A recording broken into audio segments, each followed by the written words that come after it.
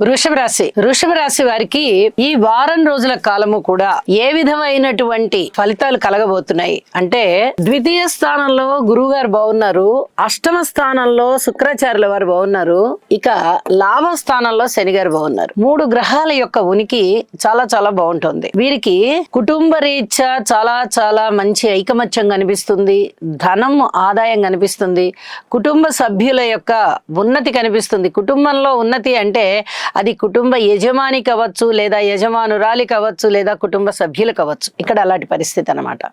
అలాగే కుటుంబ జీవితంలో ఎవరికైనా కానీ ఆదాయం పెరిగి కనిపించడము, మంచి కీర్తి ప్రతిష్టలు కనిపించడము, స్థిర చరాస్తుల వృద్ధి కనిపించడము చాలా స్పష్టంగా కనబడుతుంది.